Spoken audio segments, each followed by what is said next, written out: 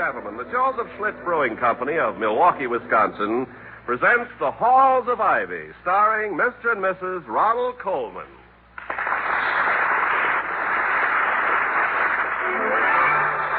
I was curious. I tasted it. Now I know why Schlitz is the beer that made Milwaukee famous. If you like good beer, you'll find it pays to be curious and learn about Schlitz for yourself. And now, The Halls of Ivy. We love the halls of ivy that surround us here today, and we will not forget though we be far, far away. Welcome again to Ivy. Ivy College, that is, in the town of Ivy, USA. 5 people didn't go to bed at all last night here at Ivy. Grogan, the campus policeman who was making his rounds, 2 sophomores and a freshman who were investigating certain mathematical phenomena, such as the odds against drawing to an inside straight, and Dr. William Todd Hunter Hall, the president of Ivy, who's been working at his desk in the study of his home since shortly after dinner yesterday. The chapel bell is striking 8 as his wife, the former Victoria Cromwell of the London stage, enters and says, Good morning, Dr. Hall. Good morning. And congratulations. You've just set a new record for going without sleep. Any statement for the press, champ? Yes, I'm glad to bring the cup back to Ivy, where it belongs, and I'm looking forward with great confidence to the international match in Brussels next spring. Oh, poor darling. How do you feel? Oh, surprisingly well, if the ability to cope with whimsy on an empty stomach is at all indicative. Do I look awful? Interesting, rather. One so seldom sees a chartreuse complexion. Bad as that, eh? Well, it's worth it. One seldom sees an annual report as superb as the one I've just finished writing. Here, have a look. Let's see. The state of the college. Or, in the vernacular, out of the red and over the hump with Hall. You sound enormously set up about it. I've reason to be. I'd no idea how much I'd accomplished last year until I put it all down in black and white. The endowment fund is up, the building fund is up, enrollments are up. And what are you doing up? Will you be working very much longer this morning? Oh, I'm ready for bed. Well, good. Penny will be right in with your overcoat and hat. My overcoat and hat? Vicky, we've been married long enough for me to make a confession. I never go to bed wearing an overcoat and hat. I'm one of those odd fellows who slips between the sheets wearing only pajamas. I know I should have revealed this before, but I told Penny to bring in our hats and coats because I'm taking you for a walk. A short walk for relaxation, a light breakfast, and then a good long sleep. Excuse me, Mum. Yes, I've Penny. brought you things. Good morning, sir. Oh, good morning, Penny. I'll take those. Thank you. You're looking well this morning, Penny. Thank you very kindly, sir. And you're looking... It's a very nice morning for a walk. You don't say. Yes, sir. It snowed last night. The first real snow we've had this year, and it's ever so lovely. Makes one want to go out and throw snowballs at top hats. So feel free to do so whenever the spirit moves you, Penny. I'm ready, Victoria. Penny, you didn't by any chance notice the snowman on our front lawn, did you? Should I have, sir? Well, after the first really good snowfall of the year, the students have the custom of building a snowman in front of the home of each faculty member. You've heard of that, haven't you? No, sir. And the more affection they have for you, the larger the snowman they build. There ain't one on our lawn. Allow me, sir. Why, I dare say the snow fell too late for them to have taken advantage of it last night. Which way should we walk, Toddy? Along Faculty Row? Yes, that'll do nicely. Be back in half an hour, Penny. That custom the students have.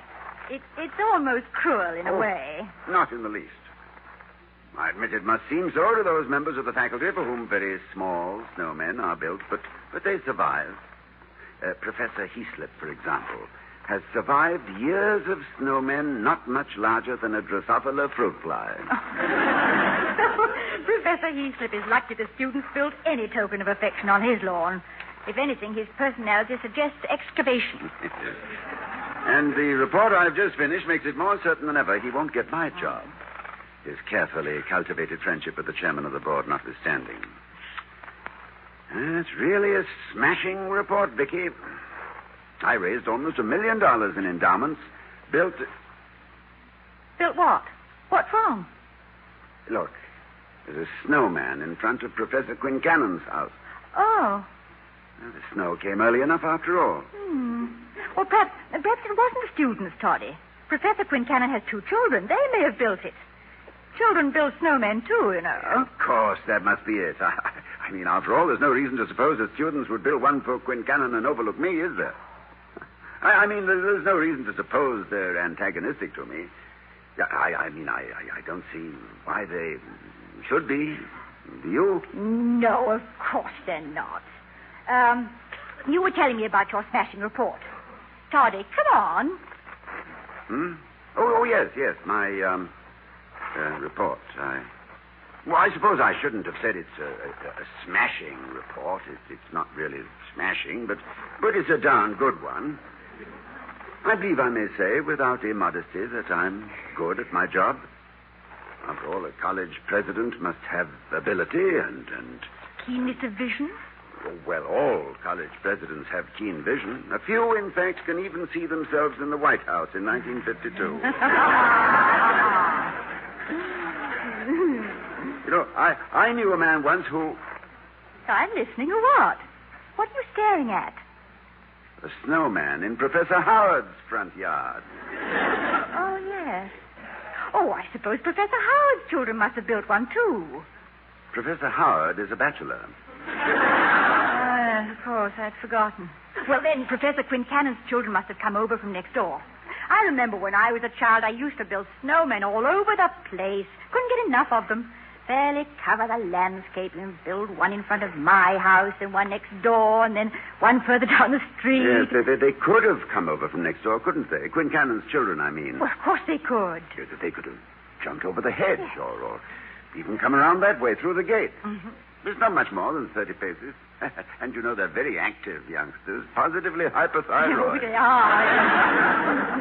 Oh, one probably said to the other, let's build one now on old Howard's lawn. Yes, exactly. As a matter of fact, I seem to remember having heard children shouting something like that earlier this morning. You were telling me about your report. Your report.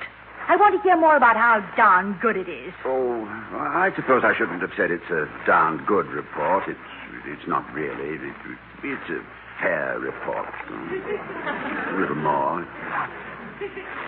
Vicky, darling, you spend much more time with the students than I do, really. What with your coaching the junior follies and all.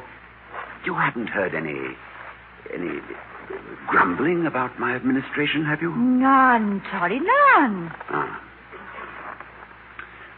It wasn't a very tall hedge, you know. Quincannon's children could have jumped over it.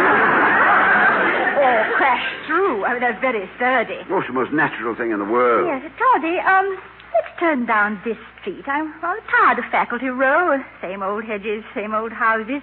This street seems very charming. Really? You find that row of garbage pails charming?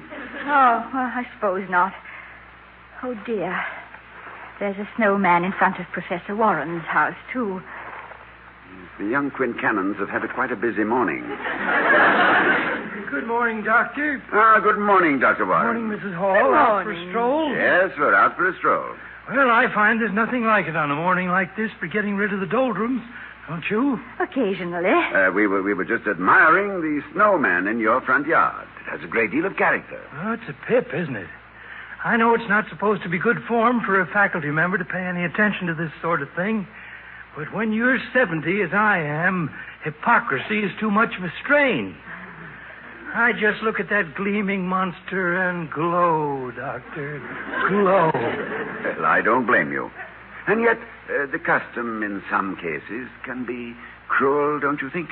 I mean, the ones that don't get built. Nope. It's not the custom that's cruel. It's the crushing impact of truth. Some people can't stand up under it at all. You take a president of Ivy we had in 1900. That's before your time. Bessemer was his name. 1 year, every member of the staff had a snowman except Bessemer. Old Pop Gut Bessemer. He resigned a few weeks later, for reasons of health, of course.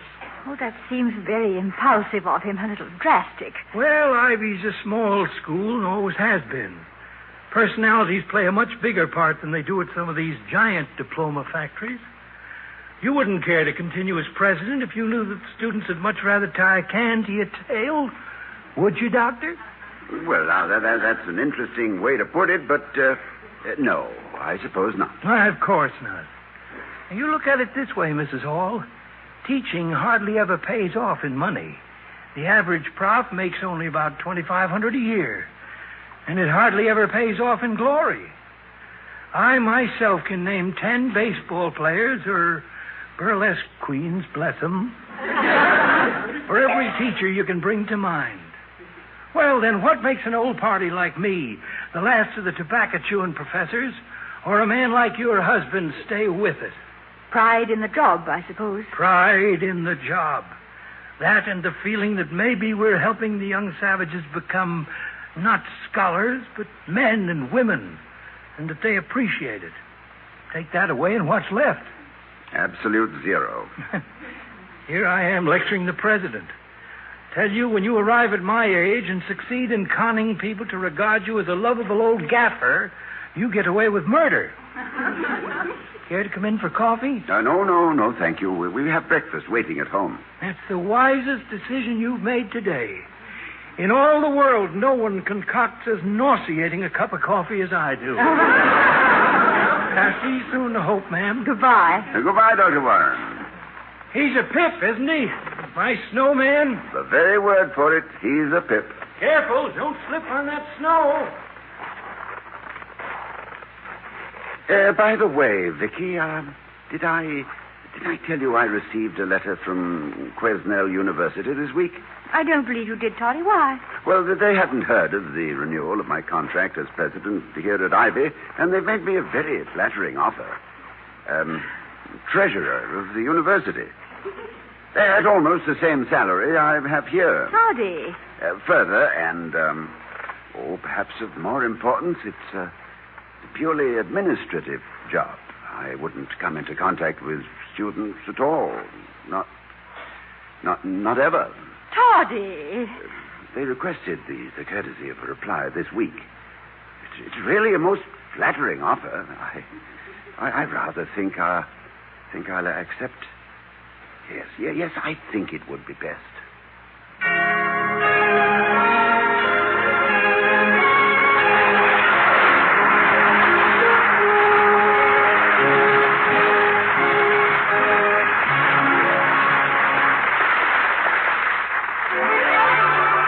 I was curious. I tasted it.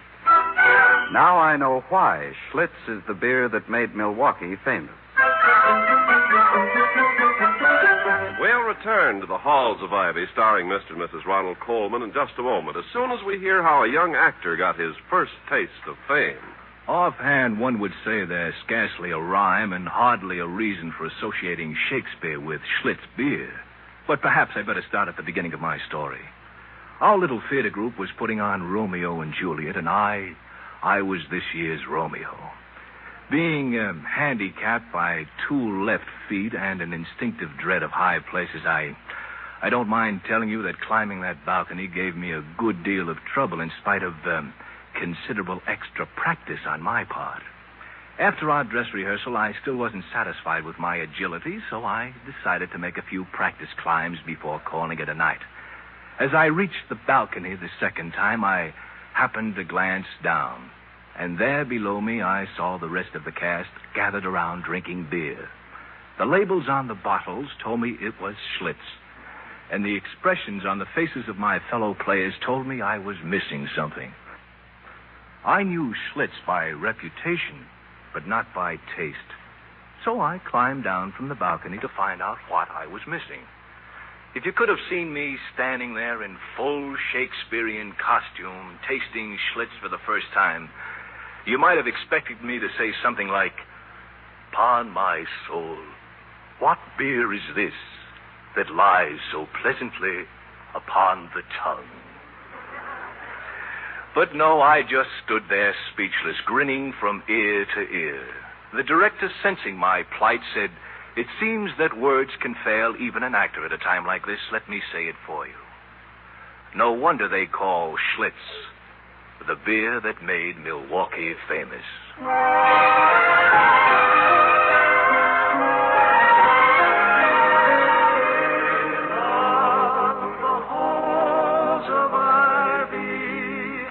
That surround us here today.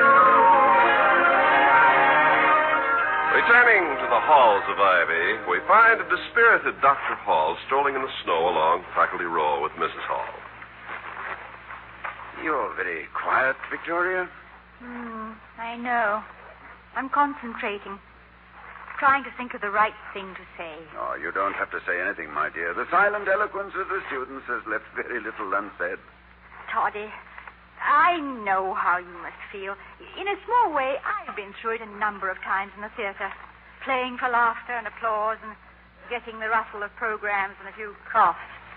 You can say to yourself, chin up and good show and carry on, all that. And over it all, you can hear the lorries backing up to the stage door to haul the scenery away. This time they're going to haul the actor away from the scenery. And after I'd convinced myself that I'd given such a sterling performance. Smashing report, indeed. Would it help if I tried a recital of Kipling's If? It kills them in the provinces. It's likely to prove lethal here, too. But thank you, my dear, anyway. As organizer and sole member of the William Todd Hunter Hall fan club, you've done some noble work. No, Toddy, you don't have to try and laugh it off for me. Get it out of your system, darling. Grow up.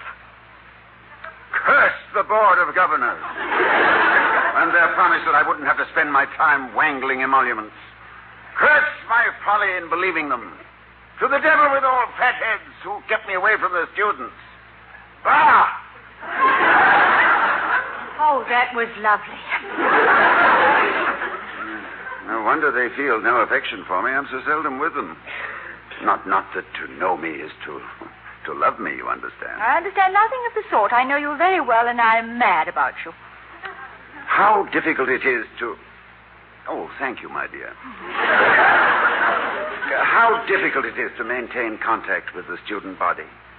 One college president I know scheduled a speech to the senior class for the sole purpose of proving that he actually did exist. Oh. And that's what's wrong with my report. Toddy, I'm sure it's a superb report. No, on the contrary, I omitted all reference, beyond a few statistics, to the most important part of any school, the students, and what they think about the state of Ivy. I should have found time to teach more courses. Look at Hutchins at Chicago and Conant at Harvard. The students are what make a college, not campus buildings and installations. Diogenes discoursed from a tub, and his students listened, and it was a school. Toddy, look, talking of tubs, I see Professor Heaslip. Well. Through this hedge. He's just leaving his front door. Is there a snowman on his lawn? Yes, a very small one, which he has just made larger with 2 handfuls of snow. Oh, he's heard us and stepped back. Well, hello there. Good morning, Skipper. Good morning, fair lady. Good morning. Good morning, Heaslip. It's a nice snowman you have there. Yes, it's a very nice little one. Oh, you should have seen it before the sun came up and melted it. Amazing how quickly it went. This is the warmest part of Faculty Row, you know. Oh, really? I found the whole area very cold. Oh, that's a mistake, Skipper. That snowman was inches lower. I mean higher a few minutes ago. It melted down considerably. Also, the boys and girls happened to have chosen a slight dip in the ground on which to build it. Actually much taller than it looks. Optical illusion, you know. Not that I pay any attention to such things, of course. Of course. I'm happy the students like me as much as they do. Of course. I've often asked myself why. Naturally, I don't court their affection. I'm very strict, but fair pedagogue, if I say so myself. Perhaps it's the occasional humor with which I sprinkle my lectures. For example? Oh, well, Well, yesterday. I was discussing nature references in the poetry of the more eminent Victorians, one of whom referred to a dogwood tree in some lyric or other. I asked my students if they knew how to distinguish a dogwood tree, and when they said they didn't, I told them. By its bark.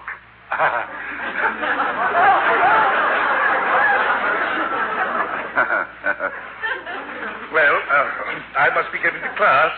Good morning, Skipper. Good morning, Heathcliff. Good morning, fair lady. Good morning. The warmest part of Faculty Row, indeed. Ha! And yet, for the sake of that little snowman, I think I'd almost be willing to change places with Heathcliff. It'd be a little bit rough on me. What do the boys and girls, as he calls them, see in the man? Oh, it's true he has no enemies, but that's more than balanced for the fact that none of his friends like him. Well, let's turn back, Toddy. Oh, this is probably one of the last times we'll ever stroll along here, Victoria. It's an attractive little street, isn't it? Yes. I've lived here a long time. And I've loved it here. You see that house across the way? Mm-hmm. I had a furnished room there when I was an instructor. On the top floor. Kitchen privileges. Female visitors permitted only as far as the front parlor. Please turn out the light before leaving the room. Liberty Hall, wasn't it? Then when I was appointed assistant professor, I moved over to this side of the street. Sitting room, bedroom and bath. Hot plate permitted. No wild parties. Oh, what exactly was a wild party at Ivy in those days? If I remember correctly, more than two people laughing at the same time. But then I allowed my appointment to a full professorship to go to my head, and I rented that Charles Adams mansion over there. Oh, it wasn't a Charles Adams mansion. It was a wonderful old place to live. Yes, it was, wasn't it? I mean, after I brought you there. It was fairly empty when I occupied it all by myself. It echoed. Empty and unsatisfying, and nothing I did with it, new furniture, new drapes, fresh paint, seemed to propitiate the fat little gods of the hearth. Until you offered them me as a human sacrifice, eh? You might very well have been mistaken for a human sacrifice as I handed you down from the taxi that first morning. You were scared to death. Yeah, I was. I'd never had a home of my own before. Just hotel rooms and flats and theater dressing rooms. Now, here we are, driver. And this is for you.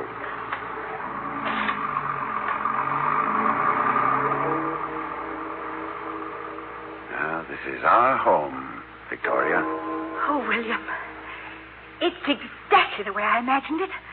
All covered with vines and so very peaceful and quiet. And, oh, look! My name's on the letterbox.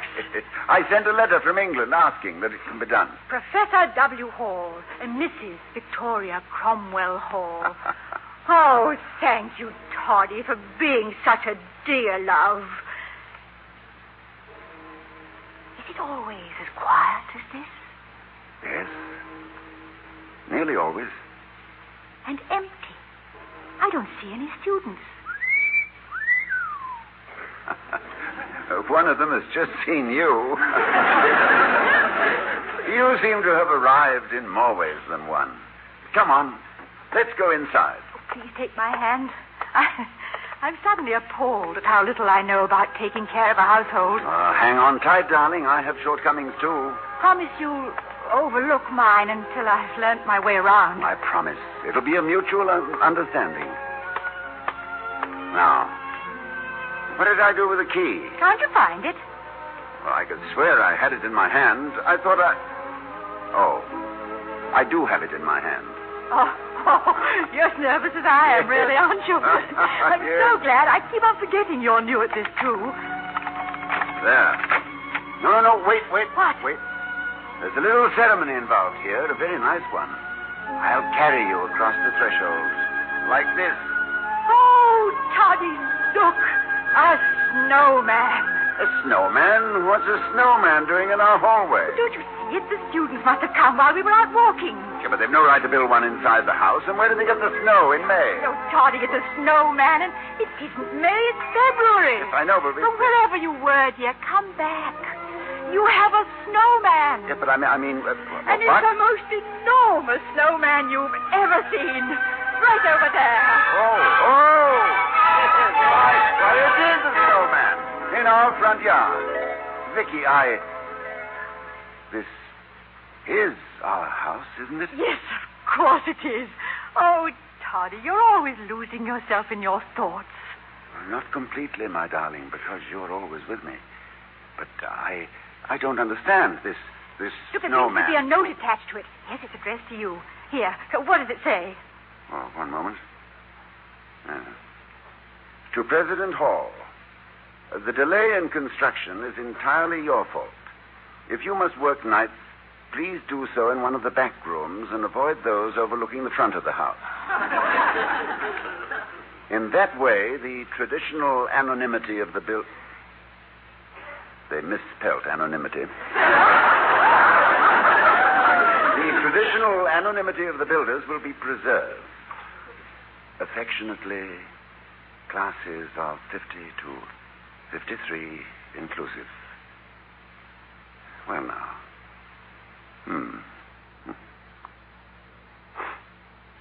Of course, it was probably a good bit larger when they first put it up. After all, this is the warmest part of Faculty Row, you know. Yeah, I know.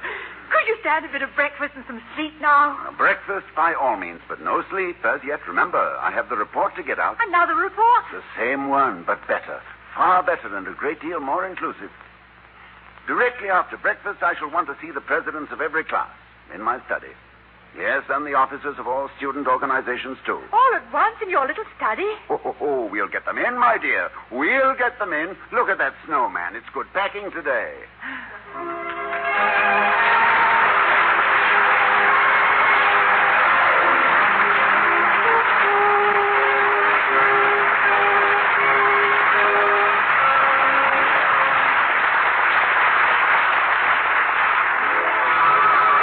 I was curious.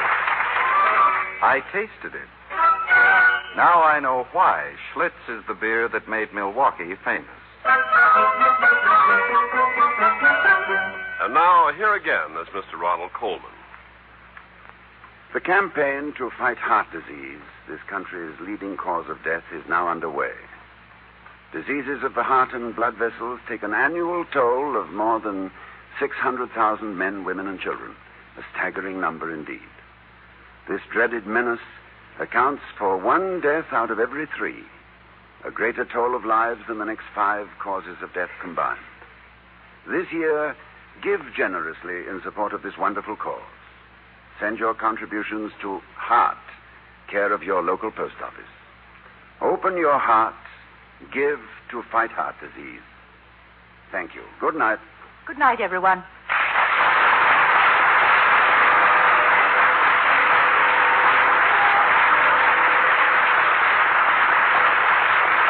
We'll be seeing you next week at this time at the Halls of Ivy, starring Mr. and Mrs. Ronald Coleman. The other players were Alan Reed, Gloria Gordon, and Arthur Q. Bryan. Tonight's script was written by Walter Brown Newman and Don Quinn. Our music was composed and conducted by Henry Russell. The Halls of Ivy was created by Don Quinn and directed by Nat Wolf. From the Joseph Schlitz Brewing Company and the Halls of Ivy, our heartiest congratulations to station WTIC in Hartford, Connecticut, on this, their 25th anniversary. Ken Carpenter speaking. We love the halls of ivy that surround us here today, and we will not forget, though we be far, far.